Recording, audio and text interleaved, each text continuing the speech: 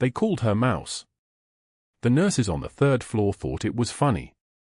Dr. Sterling, ER director at Seattle General in Houston, used it loudest, Mouse scurrying around thinking she matters, his voice carrying through the break room like a tank idling in a concrete garage. Ashley Cooper didn't flinch when she heard it.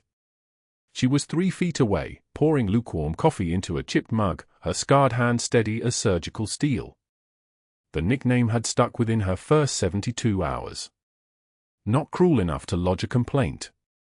Not kind enough to be accidental. Just the kind of diminishment that wore you down like water on stone, small persistent erosions that nobody could quite point to as harassment.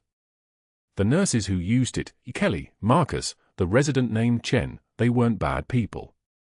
They were just people who had worked in hospitals long enough to understand hierarchy through mockery, who knew that Sterling controlled their schedules and their evaluations and their futures, and they were smart enough to laugh when he laughed. Ashley understood this. She'd spent 12 years in the Navy, in places where hierarchy wasn't suggested, it was enforced through every channel, every salute, every carefully weighted word. She knew how institutional power worked. She knew how to move beneath it without challenging it. She knew how to become invisible.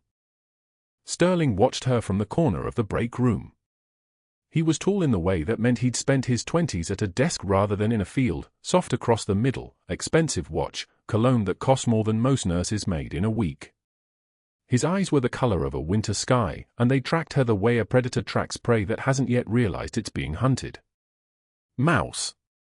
He said it like a greeting, but it wasn't. You're doing the routine post-ops today, right? Ashley set down the coffee pot. Yes, doctor. Don't let them fall behind schedule.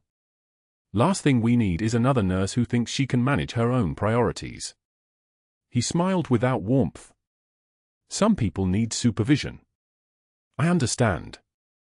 She kept her voice low, modulated, the voice she'd trained herself to use here, a deferential, unthreatening, nothing that would provoke further comment.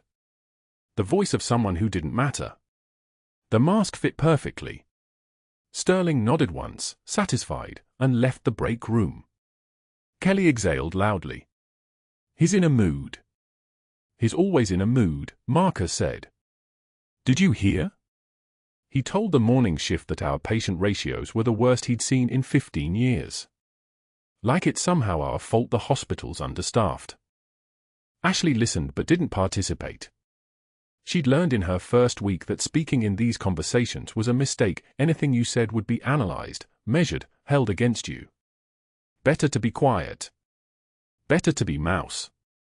She finished her shift at 3 o'clock, having charted vitals on 12 patients, changed for 4 lines, assisted in a routine appendectomy, and answered Sterling's criticism twice more with the same measured, apologetic responses. Her feet ached. Her shoulders were tight.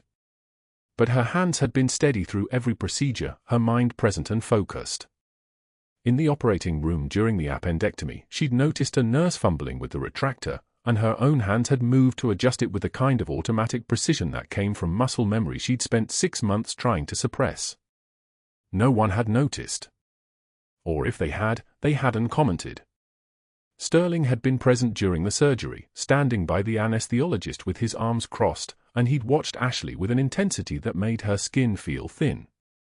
The parking lot was empty when she reached her car, a 10-year-old Honda Civic with a water stain on the headliner and a check engine light that had been on for 3 months. She sat in the driver's seat for exactly 7 minutes before starting the engine. This was her ritual, 7 minutes of sitting in the silence, in the privacy of the locked car, where the exhaustion was allowed to settle into her bones. Her hands were shaking. Not much, just a tremor in her fingers that hadn't been there in the morning. She pressed her palms against the steering wheel and took a controlled breath, the kind she'd been taught in field medicine training, the kind that was supposed to center your nervous system when adrenaline had burned through all your reserves. The trembling subsided. It always did. Muscle memory. Combat conditioning. The body remembering how to function under pressure even when the mind wanted to shut down. She looked at the hospital in her rearview mirror, white walls, glass doors, the red emergency sign glowing in the afternoon heat. Somewhere inside that building, a man named Sterling was satisfied that he'd reminded her of her place. Somewhere inside, nurses were probably laughing about Mouse again, probably repeating whatever dismissive thing he'd said today, probably feeling like they'd chosen the winning team by joining his mockery rather than his target. She'd been in actual combat zones with better morale. Ashley started the car and drove toward her apartment in silence, knowing that tomorrow she would arrive at Seattle General at 6:55 a.m., 5 minutes before her shift, and she would move through those corridors with the same quiet efficiency, the same invisible competence, the same carefully constructed meekness. She would be Mouse for as long as it took, because she had genuinely wanted this life. She had honorably retired from the Navy, had filed her paperwork and attended her separation ceremonies and signed away her security clearance, and she had meant it. She wanted to be just a nurse. She wanted normalcy so badly she could taste it.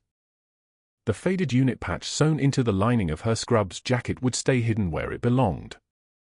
The memories of Ramadi, of 16-hour shifts under fire, of holding field medicine together with improvisation and will, would stay buried. The knowledge of how to intubate a patient with a ballpoint pen, how to fashion emergency chest seals from sterile packaging, how to move with the terrifying precision of someone who'd learned that hesitation was fatal, all of that would stay locked away where it couldn't hurt anyone. She was Mouse now. She was just a nurse. But the tremor in her hands as she gripped the steering wheel knew the truth. Some masks fit better than others, but they all suffocate eventually. Monday morning arrived like every other morning at Seattle General, fluorescent lights already humming their tired mechanical song by the time Ashley pushed through the staff lounge doors. The coffee maker wheezed its familiar rhythm. She was reaching for a cup when Dr. Sterling's voice cut across the room, loud enough for everyone to hear. $50 says Mouse here quits before Friday. He didn't look at her directly, just gestured with his coffee mug toward the gathered nurses. These quiet types always crack. They come in thinking they're tough, then reality hits and they're gone. Dead money, any takers? The room went dead silent. 2 nurses exchanged uncomfortable glances. A third suddenly became very interested in the break room calendar. Ashley's jaw clenched almost imperceptibly, just a tightening at the hinge, barely visible. Her hands remained steady as she poured her coffee, the liquid steaming into the white ceramic cup without a tremor. She stirred slowly, deliberately, then walked past Sterling to the door without acknowledging his words.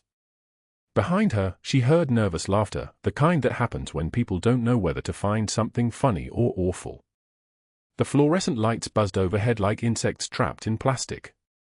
She spent the morning in the ER, moving between patient rooms with a kind of efficiency that made people forget she was there. That was fine. Invisibility had kept her alive in Ramadi. It would keep her employed here. By Wednesday, the cafeteria was packed with the lunch crowd. Hospital staff formed the usual clusters, doctors at one table acting like they owned the place, nurses at another talking about shift trades and patient loads, housekeeping and admissions scattered throughout. Ashley waited in line, collected her pasta and a plastic bottle of water, and was turning toward an empty table near the corner when Dr. Sterling appeared beside her. He didn't ask permission. Didn't say anything at all. His hand came up and knocked her tray sideways with the casual precision of someone swatting a fly. Pasta sauce exploded across the beige linoleum floor. The plastic plate shattered with a sound like breaking teeth. Her water bottle skittered 3 feet away and bounced off a trash can. Oops. Sterling's voice dripped with mock concern. Clean that up, would you, Mouse? That's what you're good for anyway. The cafeteria didn't go silent, that would have been too dramatic. Instead, the sound just changed. The volume dropped a half-notch. Conversations paused mid-sentence. Ashley felt 30 pairs of eyes on her back like pressure changes. She didn't look up. Didn't clench her fists. Didn't let anything show on her face except the blank professionalism she perfected over years of watching men in uniform make decisions that cost lives. Her hands moved on their own, retrieving scattered pasta from the floor, gathering the broken pieces of plate. A housekeeping staff member, an older woman named Dorothy, brought her a trash bin and a mop without being asked. "Don't mind him, honey," Dorothy whispered. He's like that with everyone who doesn't worship him. Ashley nodded once and continued cleaning. When the floor was clear, she dumped her water bottle in the trash and left the cafeteria without eating. Her stomach would wait. Her composure couldn't afford to slip. Friday afternoon came with the weight of a week behind it. Ashley was charting in the hallway outside Trauma Bay 2 when Dr. Sterling rounded the corner holding a patient chart. His movements had the deliberate quality of a man who'd been planning something. He dropped the chart at her feet. The paper scattered like autumn leaves across the tile floor, some sliding under the stretcher part nearby. "Pick that up, sweetheart." His voice had that sneering edge, the one that made her think of scorpions, something small with venom. That's what nurses do. Pick up after doctors. He stood there waiting, looming like a thundercloud, watching to see if she'd cry or snap or finally crack. Ashley crouched silently. Her movements were measured, deliberate. She gathered each page individually, reading the patient information as she collected them. A 78-year-old male with hypertension, admitted for chest pain, likely stable now. She straightened the pages in proper order and stood with the chart held flat against her chest. "Is there anything else, Dr. Sterling?" Her voice came out level as a surgical laser. Not deferential. Not angry. Just professional. He smiled, a thin, predatory thing that didn't reach his eyes. "Just make sure you don't lose anything else today. Wouldn't want you fired for incompetence on top of everything else." She didn't respond. She filed the chart, checked on her assigned patients, adjusted for flows and documented vital signs. The afternoon shift dragged past with the texture of old adhesive tape, sticky, resistant, wearing at your patience with every movement. By 5 o'clock, when Ashley finally clocked out, Sterling had already left, already moved on to whatever other people he needed to diminish. But not before she'd overheard him in the break room with two of the younger nurses, the ones who still thought doctors held actual authority beyond their paperwork. "She's not staying long," she'd heard him say. "Competence isn't about credentials, and Mouse doesn't have the spine for this work. Too quiet. Too slow. The patients deserve better." The poison worked exactly as designed. By Friday evening, the nursing staff had fractured into those who pitied her and those who believed Sterling's version of events. Either way, she was isolated. The parking lot was empty of people but full of the Houston heat radiating up from the asphalt. Ashley sat in her old Civic with the engine off, her forehead pressed against the steering wheel, letting exhaustion settle into the spaces between her ribs where she'd been holding everything tight for 5 days. The car smelled like stale coffee and the air freshener that hung from her rearview mirror, jasmine competing with heat. She didn't cry. That wasn't in her repertoire. But she sat there for 20 minutes with her hand shaking, not from fear, but from the precise, controlled fury of someone who'd learned to convert rage into useful work. The trembling was restraint made physical. What she didn't know yet was that Dr. Sterling's casual cruelty had already been noticed. Not by the hospital administration. Not by other staff. But by an older man who'd been brought into Seattle General 2 days ago with shrapnel wounds from a bombing downtown, a man whose eyes had tracked her movements through a surgical bay with the kind of recognition that came from surviving something together that civilian life couldn't understand. That man had started making phone calls. Not angry calls. Not threatening calls. Just calls. The kind that got answered immediately by people who understood rank and service, who didn't need explanations about why a retired Admiral might be asking about the credentials and background of a nurse named Ashley Cooper who moved through operating rooms like she'd done this before, somewhere dangerous, somewhere that mattered. But Ashley didn't know about those calls yet. She just knew that Monday she'd survived Sterling's public announcement, Wednesday she'd cleaned pasta off the floor while 30 people watched, and Friday she'd collected papers scattered like her dignity. She'd held her composure like a weapon, because composure was sometimes all you had left. The heat pressed against the windshield like a living thing.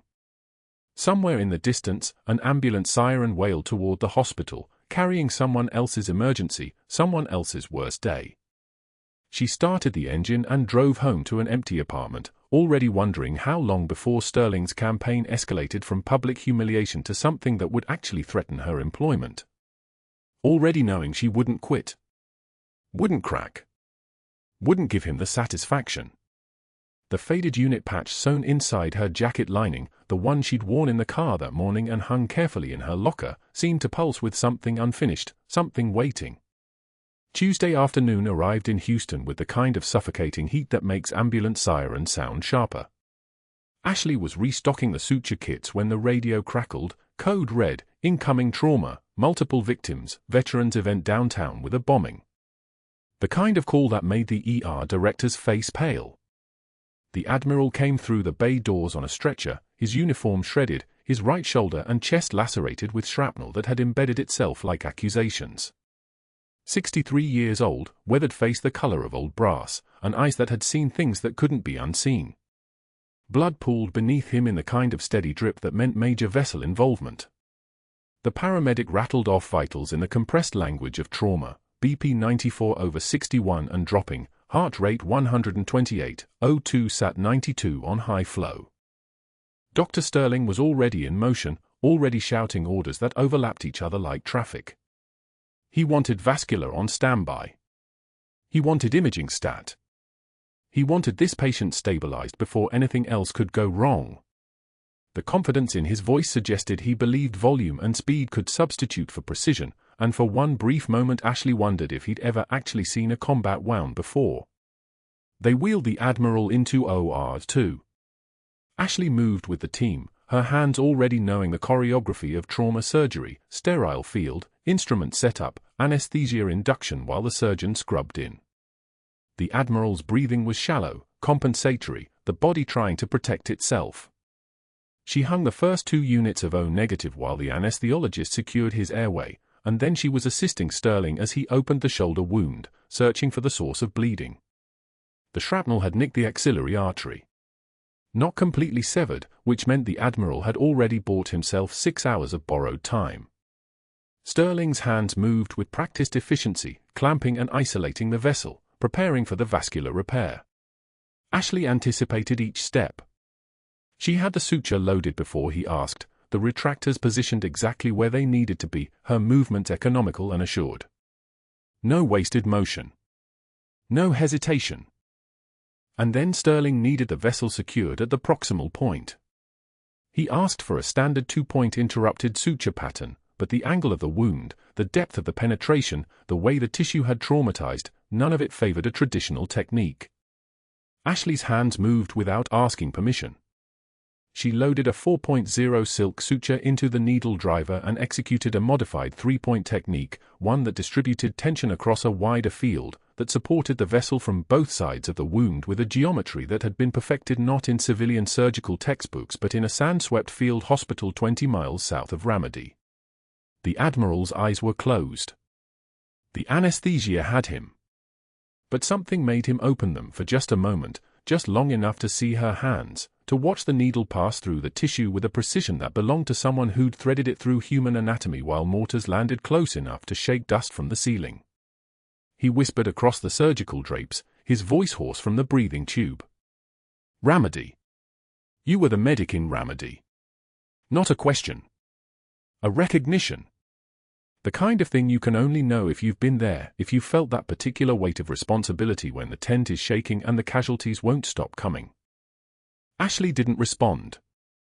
She couldn't. Protocol, professionalism, the requirement to maintain sterile technique and surgical focus, all of it demanded her silence.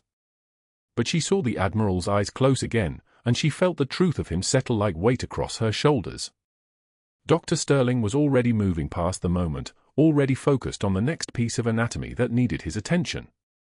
He didn't see it. He never saw it. The Admiral had spoken a name that meant something, had recognized something in Ashley's hands that went far deeper than nursing credentials, and Sterling simply continued his work, unaware that the woman he'd been systematically trying to break had just been identified by someone with enough authority to remake her entire life. The surgery took 4 hours. The bleeding was controlled, the vessel stabilized, the collateral damage assessed and addressed. Ashley remained present for all of it, her hands moving with the muscle memory that never quite faded, the instinct that lived deeper than conscious thought.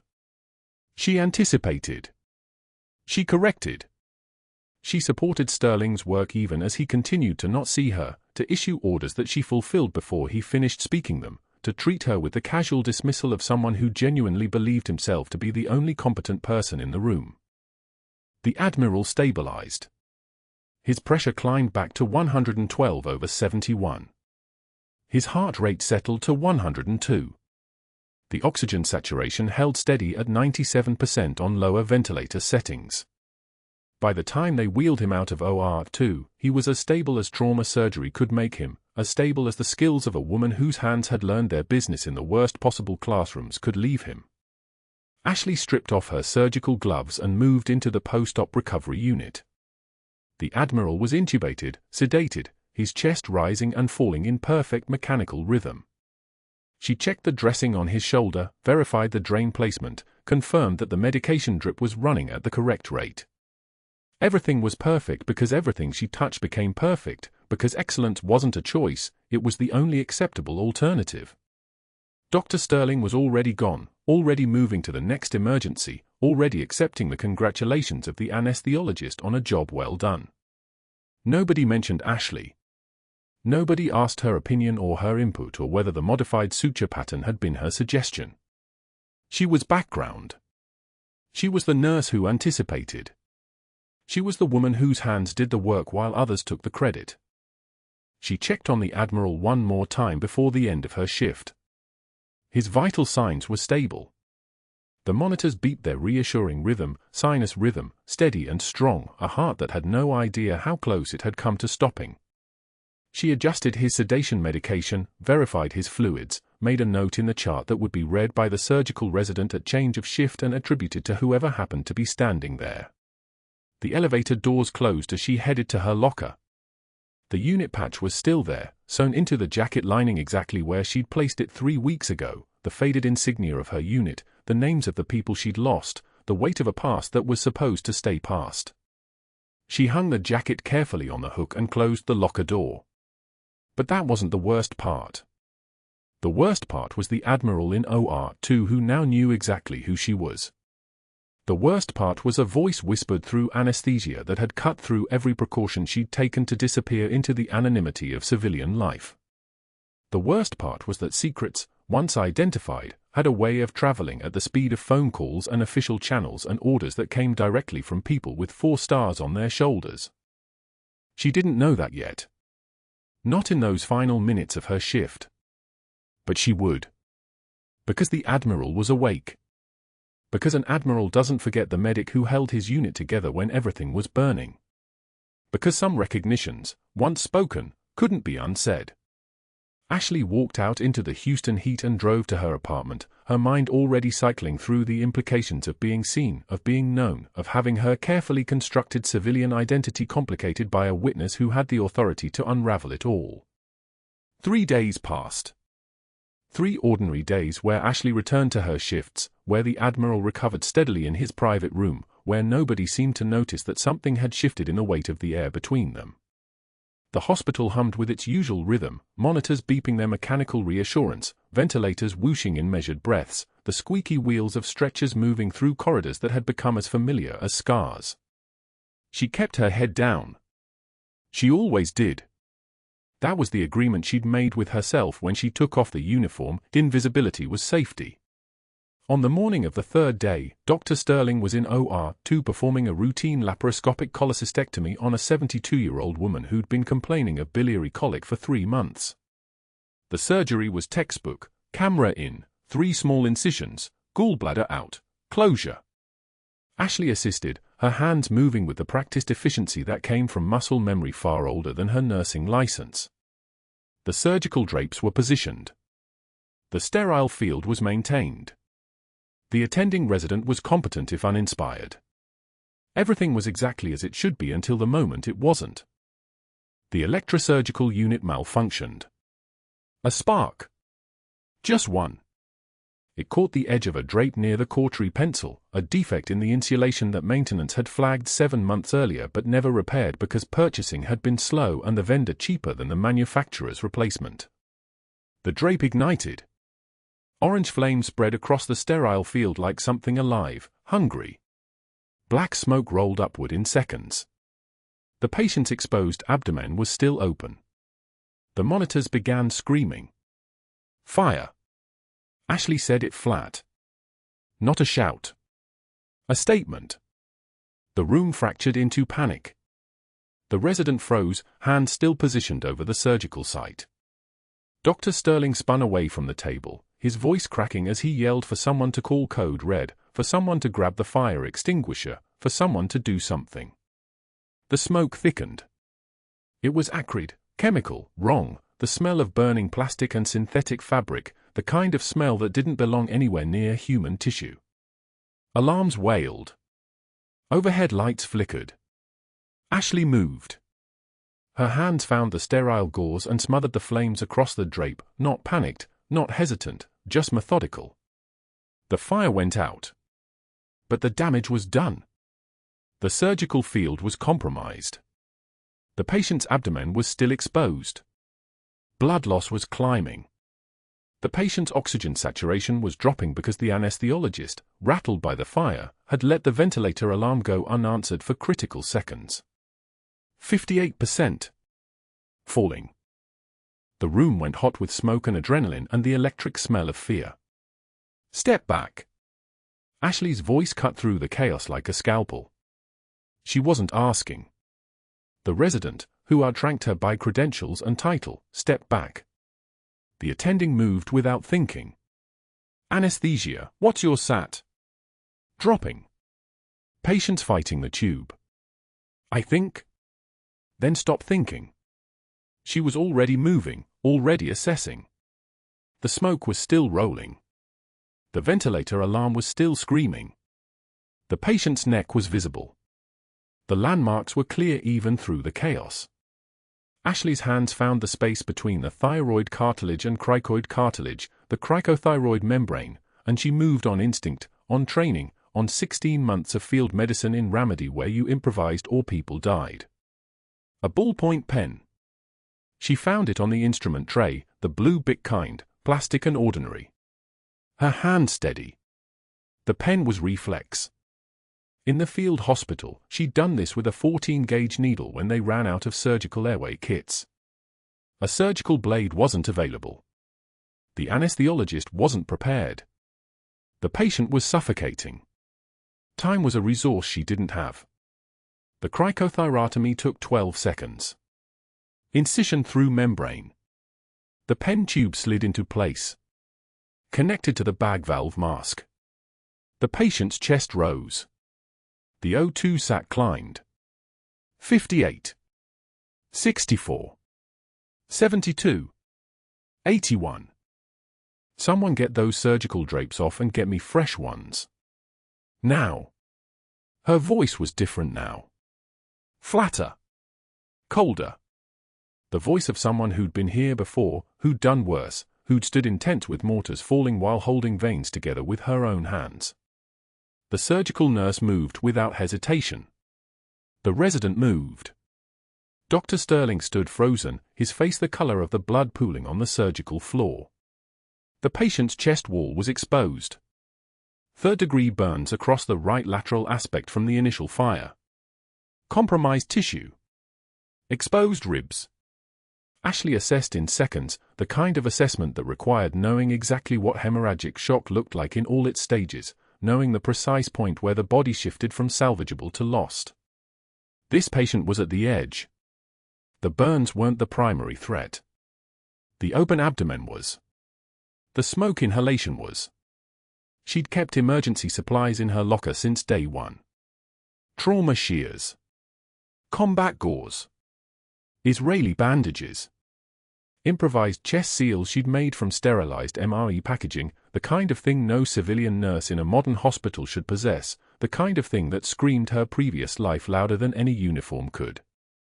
The seal went over the burn area. Occlusive, sterile, effective. Her hands moved like she was operating in a surgical tent in Fallujah instead of an operating room in Houston, like the training that lived in her muscles didn't care about hospital protocols or licensing boards or the careful civilian identity she'd constructed. Pain was data. Blood was information. Breathing was the priority. 15 minutes later, the patient was stabilized. Barely. The burn team was called. The surgical field was reconstructed. The patient was closed, bandaged, stabilized enough for transfer to the ICU. The alarm stopped screaming. The smoke cleared. The room that had been chaos was suddenly quiet again, just the hiss of oxygen and the steady rhythm of a monitor showing a heart that was still beating. Ashley's hands were shaking. Not from adrenaline. From restraint. The tremor came from knowing exactly what she'd just revealed, what she'd just allowed to surface in front of witnesses who had no context for how she knew to do what she'd done.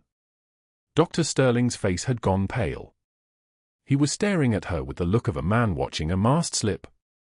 A civilian nurse didn't know how to do a field cricothyrotomy with a ballpoint pen. A civilian nurse didn't carry improvised chest seals made from MRE packaging. A civilian nurse didn't move with the absolute certainty of someone who'd done this before, who'd saved lives in rooms much worse than this. Within 12 hours, the paperwork started. Dr. Sterling filed an incident report claiming Ashley had violated protocol by performing an emergency airway procedure outside her scope of practice. He cited regulations. He invoked hospital bylaws about unauthorized medical procedures. He documented that she had no license to perform surgical interventions, that her credentials didn't authorize emergency tracheotomy, that she'd exceeded the boundaries of nursing care by using improvised equipment instead of following established surgical protocols. He was meticulous. He was competent. He was building a case that was airtight because the law, in many ways, was on his side. She had performed a surgery. She wasn't a surgeon. Licensing boards existed for reasons. Hospital protocols existed for reasons. The fact that those protocols had been inadequate in an emergency, the fact that her improvisation had saved full lives including the patient on the table, was legally irrelevant.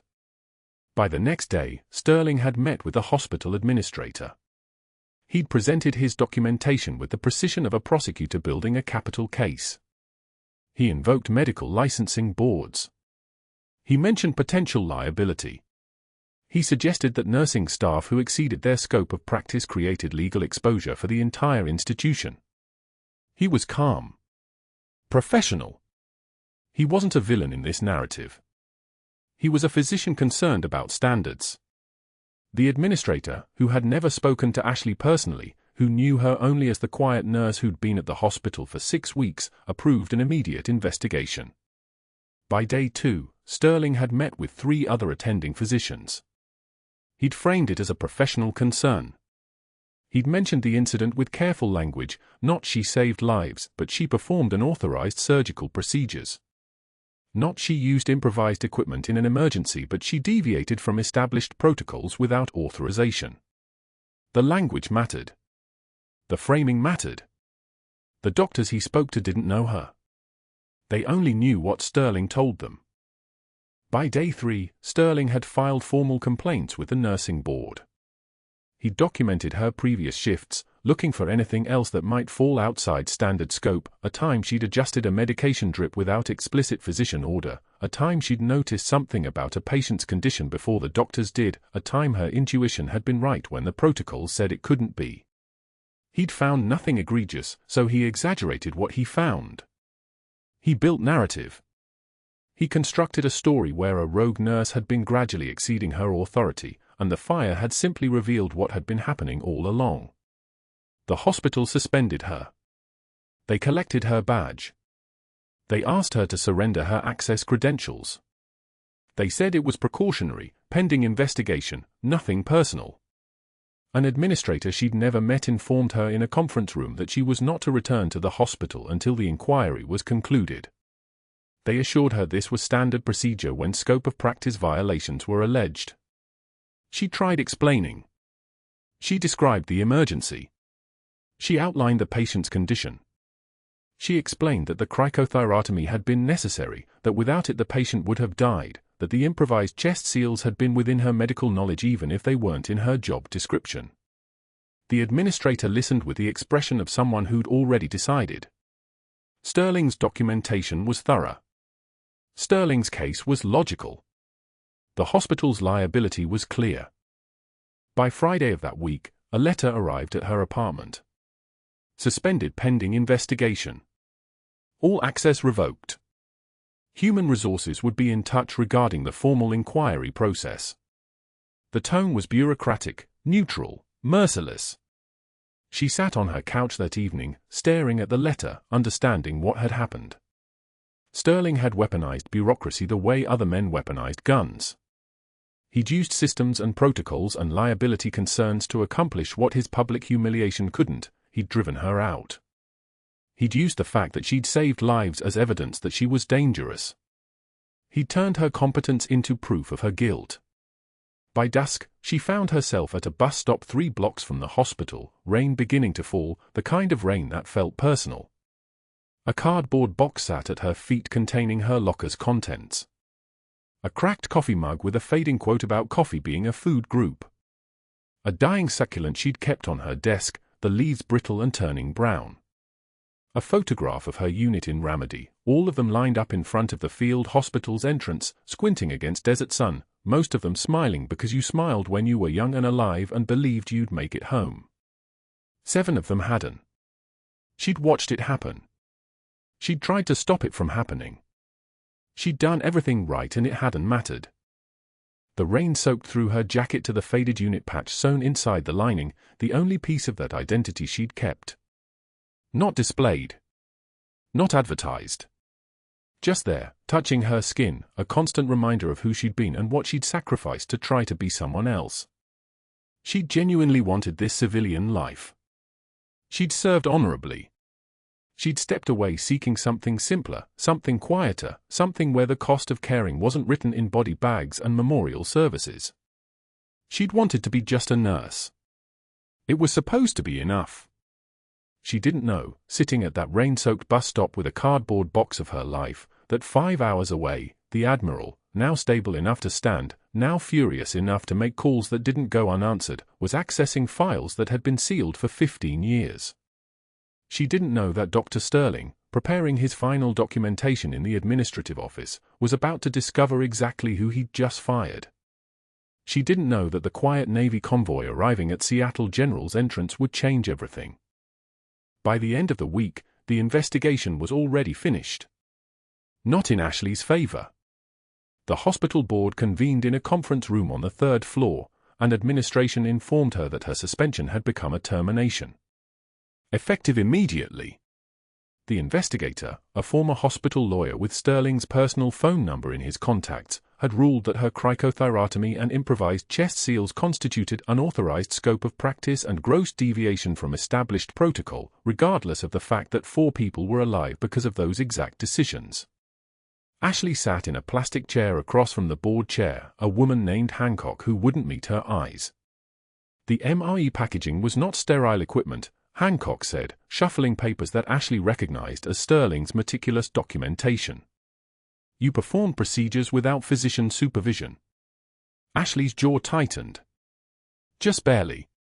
For patients were coding simultaneously. Backup surgery was 12 minutes out. I had materials and medical training.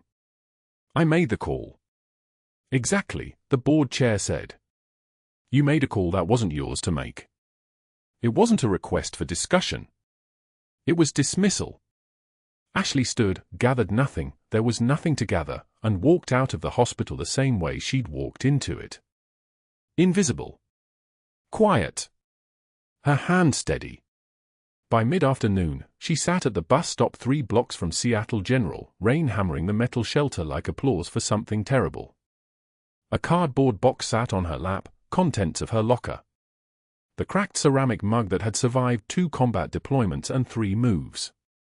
A dying succulent, its leaves brown and papery, that someone had left on her desk on day 1, probably meant as a joke. And the photograph. For rows of medics in digital camouflage, taken in Ramadi in 2008. She counted the faces. 19 in the photo. 7 of them were still alive. That was the thing no one told you about leaving the service. The ghosts didn't get smaller over time. They just got quieter. She was still staring at the photo when the convoy arrived at Seattle General. 3 black Chevy Suburbans, Marines in dress uniforms spilling out like the hospital had just been declared a military installation. The Admiral was in the first vehicle, stable enough now to move under his own power, still bruised around the sternum where Ashley's hands had saved his life. He had one thing on his mind, figuring out exactly who had treated him like he was invisible while he healed. He'd called the Pentagon. Not a routine check-in. An urgent call to a 3-star general he'd served with in Kandahar. I need a classified file pulled. My field medic in Ramadi. Name was, he'd paused, trying to remember the call sign. Sierra 6. That was all he had. But it was enough. The Pentagon called the VA. The VA called Houston. And suddenly, a young ensign in the administrative office was printing pages that made her face go very pale. Lieutenant Commander Ashley Cooper. 12 years active duty. 2 Purple Hearts. A Silver Star. Bronze Star. And classified commendations that were so redacted they looked like government censorship art. She'd been stationed in Ramadi. She'd held a field hospital open under enemy fire for 16 hours while command decided whether to send extraction. She'd come home with scars that didn't show and decided to be a nurse in civilian life because she'd already spent a decade being a warrior. Meanwhile, Dr. Sterling was in that same administrative office, building his final case against her, when he found the file. He read the first page and the color drained from his face like a sink unplugging. The next pages made his hands shake. Not from respect. From the sudden, crushing realization that he'd just filed false reports against a decorated military officer. Worse, he'd accessed classified government records without authorization to do it. The door opened. A Marine major entered first, dressed in forest green with insignia that meant he worked in NCIS. Behind him, a full general. In dress blues, ribbon stacked like a resume of history. The Admiral followed, moving carefully, wearing the face of a man who'd survived worse than a fire in an OR. Dr. Sterling stood. Immediately sat back down. His mouth worked without producing sound. Dr. Sterling, the general said, and his voice was like a tank idling in a garage, all potential and menace held in absolute restraint. You've been accessing classified military records. It wasn't a question. Sterling stammered something about an investigation, about protocol violations, about his authority as medical director. The general waited for him to finish, the way a lion waits for prey to stop running. Lieutenant Commander Ashley Cooper, the general continued, and he pulled a leather folder from his aide, held a field hospital open in Ramadi during the November 2008 siege. 16 hours. Without extraction. With mortar fire walking toward her position every 30 minutes. He turned the folder toward Sterling, who didn't reach for it. She treated 247 casualties. 73 critical priority. Of those, 71 went on to full recovery because of her decisions in the field. One of them is Admiral Harrison, standing in this room. The Admiral stepped forward. His eyes were the color of winter water. She saved my life 3 days ago using the exact technique she learned keeping my Marines alive when the temperature was 134 degrees and the mortality rate was climbing. Sterling's face was the color of old meat now. I was just following protocol. You violated federal law accessing a classified military file, the NCIS major said, and she was already reading from a warrant. You violated hospital policy by conducting a biased investigation.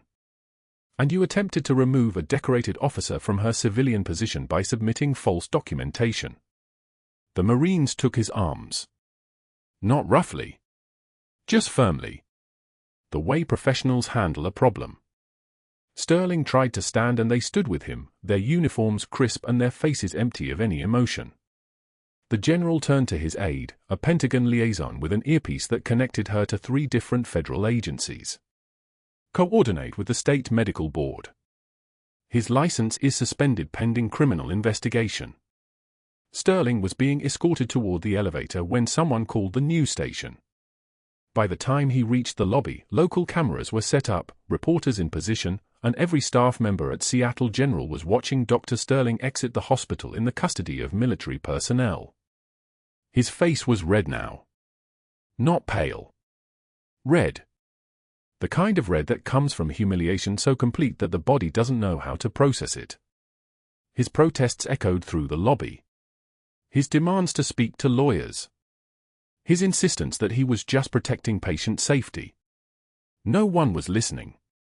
The elevator doors closed on his face and he was gone. Within the hour, his medical license was suspended. Within 48 hours, the state board launched a formal investigation into his patient care decisions over the past 5 years. Within a week, the board revoked his license permanently. His credentials were removed from every database. No hospital in Texas would hire him. His only option was night security at Seattle General, walking the same corridors he'd once ruled, watching the same staff members he'd bullied, knowing that every single person there understood exactly why he'd fallen. He would see Ashley sometimes, treating patients in ICU, moving through the fluorescent-lit hallways with that same invisible competence, and he would have to nod respectfully as she passed. His destruction was bureaucratic. Irreversible. The same weaponized paperwork he'd created, turned against him like his own gun in his own hand. Ashley didn't know any of this yet. She was still at the bus stop when her phone rang. Unknown number. Pentagon routing code. She answered because people in her line of work always answered those calls. Lieutenant Commander Cooper. The voice was military, female, Pentagon efficient. You've been fully exonerated of all investigation charges. Your position at Seattle General has been reinstated with full back pay and a formal apology from hospital administration. You have a receiving delegation waiting at the hospital entrance. Ashley watched the rain. How much back pay? 78 days. Approximately $12,400 after tax. She almost smiled. A cracked succulent and $1,000 bus stop vigil. She took the next bus back. By the time she arrived at Seattle General's main entrance, the 3 black Suburbans were still there. The Admiral was waiting, flanked by his detail, his bandages showing under his dress blues. The General was there too, and when Ashley stepped out of the rain, they both stood. The Admiral saluted her. Not the other way around. His hand went to his forehead with the precision of 3 decades of service. Lieutenant Commander Cooper, he said, and his voice cracked slightly on her name. I wanted to tell you in person. You saved my life twice. Once in that operating room. Once in Ramadi when you taught me the 3-point suture technique. I used it on my corpsman in Fallujah. He's alive because you're thorough. Ashley stood in her rain-soaked clothes, the hospital's employee ID still clipped to her chest, and she allowed herself one small nod. The citation reads as follows, the General said, pulling out official documentation. Bronze Star for Valor under fire. He paused. The room was completely silent except for the rain outside. Silver Star for holding a medical position while under sustained enemy assault. He paused again. Each pause was deliberate. Each one gave the weight it deserved. 2 Purple Hearts for wounds sustained in combat operations. He turned the last page. And a Navy Cross for extraordinary heroism in combat. The Navy Cross was the 2nd highest decoration a Navy service member could receive. Most people never saw one outside of military funerals. Ashley stood there in soaked scrubs, and her eyes didn't leave the General's face. Your country thanks you, Commander. And so do I. He saluted again. This time, Ashley returned it. Slowly. Her arm came up and her hand met her forehead with the same precise movement she'd practiced 10,000 times. Her jaw unclenched exactly 1 millimeter. Her breathing remained steady. Just did my job, sir. Then and now. She turned and walked back into the hospital without waiting for responses. By evening, she'd been reinstated officially, her locker had been restored with her personal items, and she was in ICU checking on the firefighters she'd saved during the surgical fire. His wife was holding his hand. His 2 daughters were beside the bed, tears streaming down their faces because their father was coming home. Ashley adjusted his drip rate, checked his oxygen saturation, 96, excellent, climbing from the 68 where it had been 5 hours after the fire, and moved on to the next patient without acknowledging the gratitude in the room. The dying succulent now sat on the nurse's station, replanted in fresh soil, leaves already beginning to green. The cracked mug held pens. The photograph of her remedy unit was tucked inside her locker where it belonged, next to the faded unit patch that she no longer had to hide in her jacket lining. 3 days later, Dr. Sterling was escorting a visitor toward the parking garage when he saw Ashley in the hallway, checking vitals on a post-op patient. She was quiet about it. Efficient. Just another nurse doing her job. He nodded. It wasn't a question. It was acknowledgement. Ashley nodded back. Not cruel. Not kind. Just the way one professional acknowledges another in passing. She didn't need his respect. She'd never needed the Admiral's salute or the General's Navy Cross. She'd only needed to do the work, save the lives, be the nurse she'd chosen to become when she'd hung up her uniform and decided that healing was a different kind of warrior path. The staff whispered her call sign now with reverence. Sierra 6. Just a nurse. Just the same competent, invisible, unremarkable woman. Who'd been there all along, moving through fluorescent-lit hallways with steady hands and a heart that had learned to carry the weight of survival. Heroes walk among us. Sometimes in scrub saving lives in the dark. If you've ever been underestimated for your quiet strength, if you've ever known someone whose power came from composure instead of volume, subscribe for more stories about the ones who change everything without ever raising their voice. Like this video, comment with a time you were proven wrong about someone, and hit that notification bell because the next story is waiting.